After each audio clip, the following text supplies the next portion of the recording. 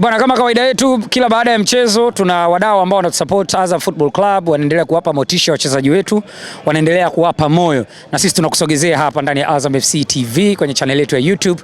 Subscribe, share, like, ikikupendeza zaidi comment, tuambie kuna kitu gani mnataka kukiona au kitu gani kiboreshwe ili tuwe kwenye mikono salama zaidi. Leo ni siku nyingine ya alama tatu dhidi ya Namungo, na kama kawaida Reja Ndosha aliahidi goli moja, laki moja, amekuja kukamilisha ahadi yake.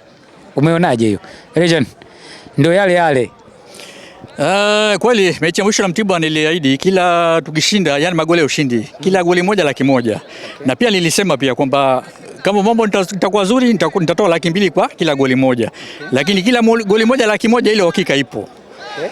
Sasa leo kwa sababu tumeshinda goli moja bila, mimi kweli nimepandwa na furaha, maana Namungo kweli tubania kipindi cha kwanza. Yani roho ilikuwa na dundu, niliomba refa amalize mpira mapema kipindi cha pili. Kwa hiyo sasa mimi leo baada ya kutoa laki moja ile, maana ushindi umepatikana kwa tabu sana. Vijana kweli wamepigania. Kwa mimi nitatoa laki mbili sasa badala ya laki moja. Aha. Na ukitoa laki mbili ile ya magoli uliofurahia, kuna kipa amefuta penalty. Huyo nitamzawadia huyo. Yeye mwenyewe. Foba ni mimi na wewe nitamaliza naye huko. Hebu sasa kwa niaba ya wachezaji wa Azam FC, bwana Foba yeye ndo anapokea lundo hilo. Hii tuzo nafikiri kuna masimango yataendelea sana leo. Ikunjue sasa, ikunjue hapa tuione. Hiyo mbili hiyo, boksi mbili hizo kwa sisi wachoma nyama. Nataka kujua Foba, maoni tu binafsi kwa kifupi.